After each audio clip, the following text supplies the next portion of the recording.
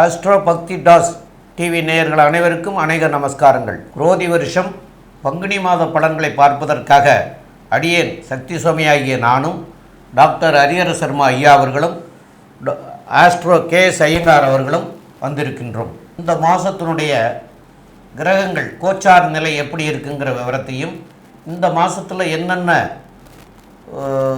விசேஷங்கள் தினம் இருக்கிறதுங்கிறதையும் டாக்டர் ஹரிஹர சர்மா ஐயா சொல்லுவாங்க. அனைவருக்கும் ஹரிஹர சர்மாவின் பணிவான நமஸ்காரங்கள். நம்மளை பொறுத்தளவுக்கு ஒவ்வொரு மாத பலன்கள் பார்க்குறோம், அதே போல் பொறுத்தளவுக்கு வருட பலன்கள் பார்க்குறோம்.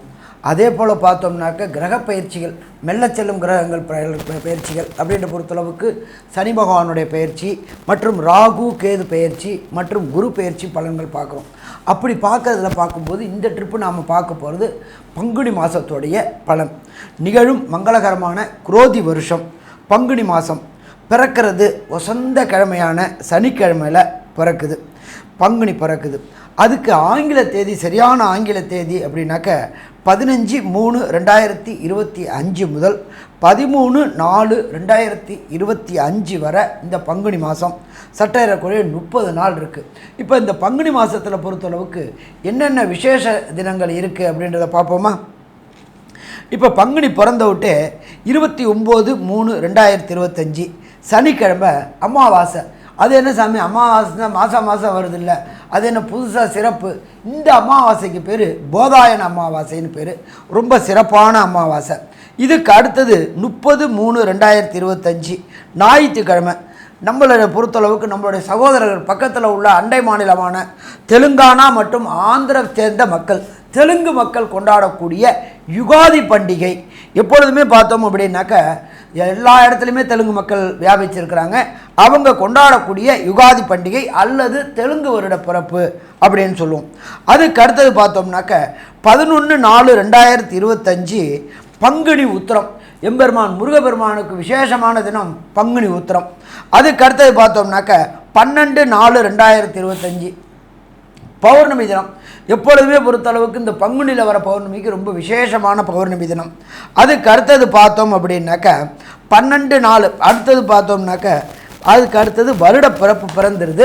ஆனால் இதுக்கு நடுப்புற பார்த்தோம்னாக்க 6/4/2025 அன்னைக்கு ஸ்ரீ ராமநவமி, இந்த ராமஜன்ம நவமி.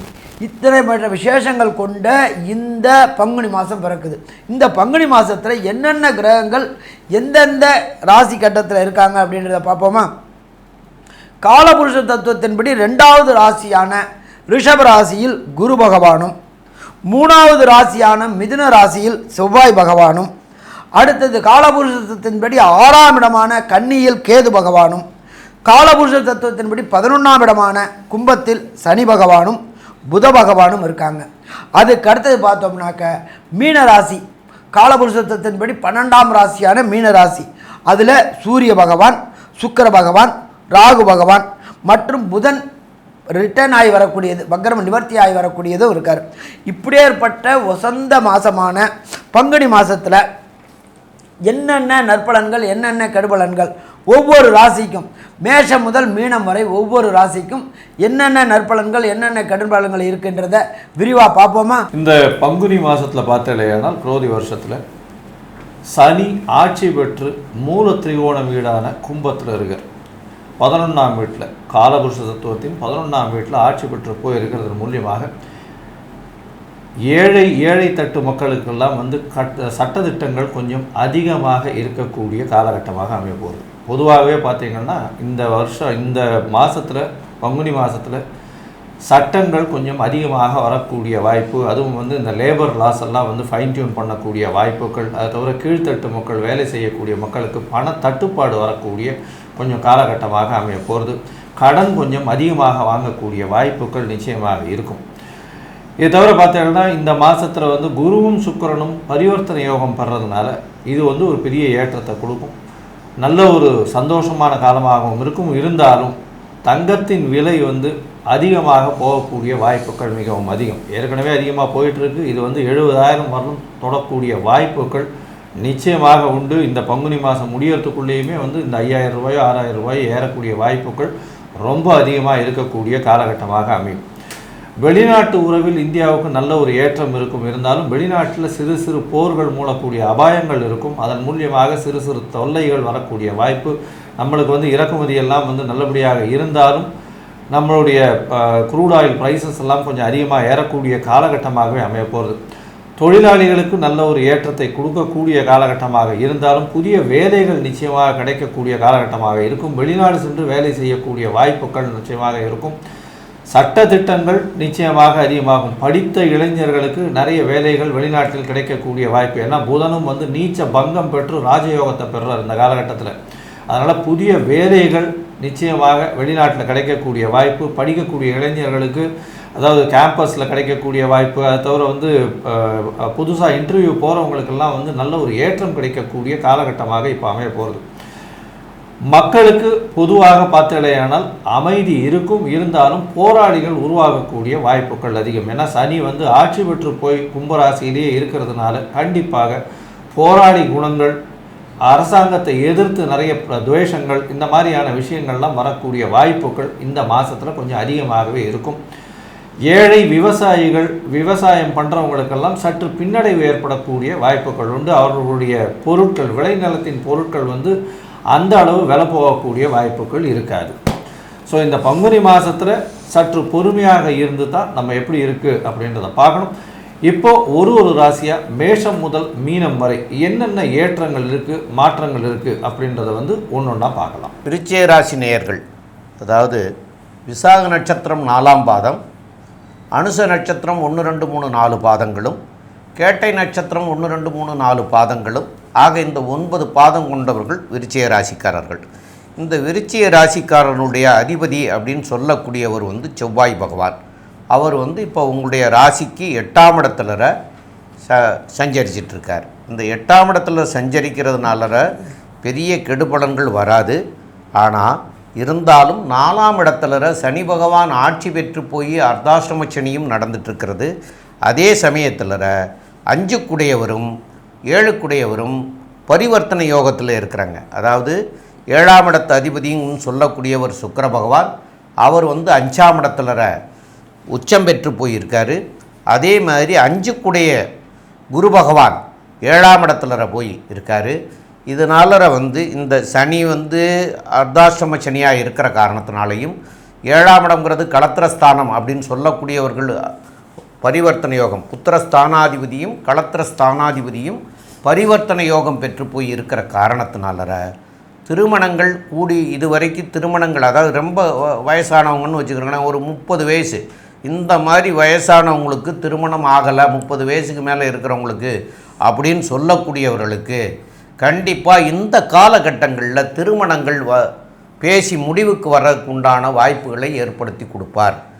அதே போல் புத்திர பாக்கியம் இல்லாமல் இருந்தவர்களுக்கும், ரொம்ப காலமாக புத்திர பாக்கியம் இல்லாமல் இருந்தவர்களுக்கும் புத்திர பாக்கியத்தையும் ஏற்படுத்தி கொடுப்பார். இப்போ இந்த 8ஆம் இடத்துல இருக்கக்கூடிய, அதாவது உங்களுடைய ராசிநாதன் திடீர் பண வரவுகளையும் தரக்கூடியவராக இருப்பார். ஆக மொத்தத்தில் சுபகாரியங்களும் சுப விரயங்களும் நடக்கக்கூடிய காலமாக அமையும். மேலும் உள்ள விவரங்களை பற்றி நம்முடைய ஆஸ்ட்ரோ கே செய்யுங்கிறவங்க சொல்லுவாங்க.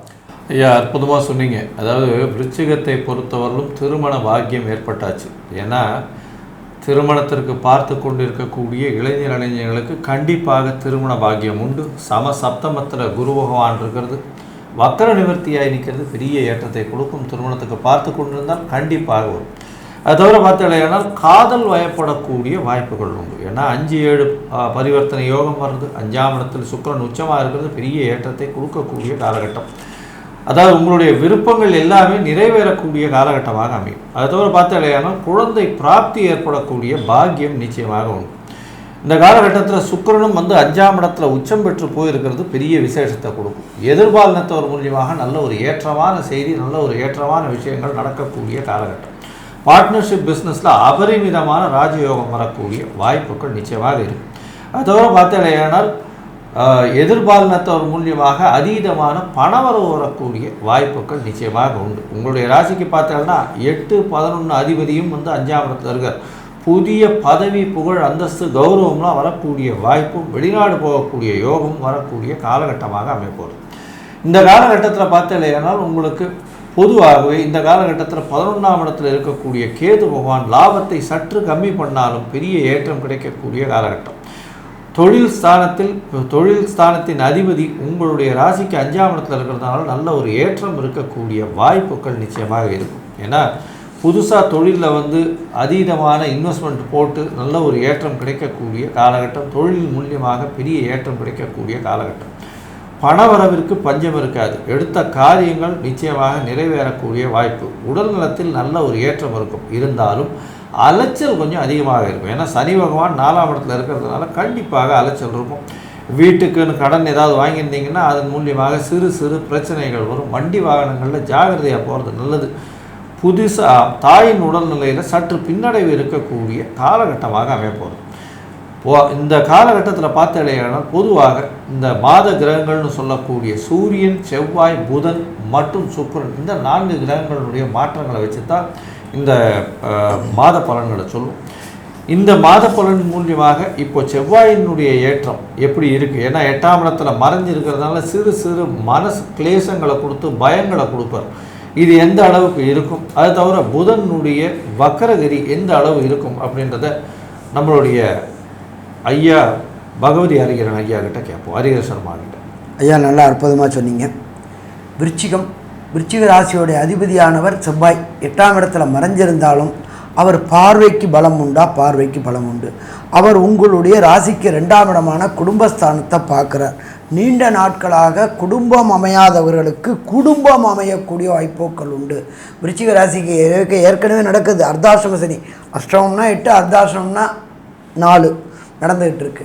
அப்போ இந்த ராசிநாதன் பார்க்கும் பொழுது குடும்பம் அமையக்கூடிய வாய்ப்புகள் உண்டு. இதை தவிர அவர் தன்னுடைய விசேஷ பார்வையான 8ஆம் பார்வையாக 3ஆம் இடமான கம்யூனிகேஷன் பாவத்தை பார்க்குறார். நீங்கள் சொல்லக்கூடிய சொல் வெல்லக்கூடிய காலகட்டங்கள். அப்போ தொட்ட காரியம் தொடங்கக்கூடிய காலகட்டங்கள். அப்போ எடுக்கின்ற முயற்சிகள் ஜெயமாகக்கூடிய வாய்ப்புகள். சரி, அடுத்தது 4ஆம் பாவாதிபதியான 4ஆம் பாதிபதி சனி பகவான் ஆட்சி பெற்று இருக்கிறார். அம்மாவின் உடல்நிலையில் சிறு சிறு தொந்தரவுகள் இருக்கக்கூடிய வாய்ப்புகள் உண்டு. ஆனாலும் பெரிய அளவுக்கு பிரச்சனை பண்ணக்கூடிய வாய்ப்புகள் உண்டு.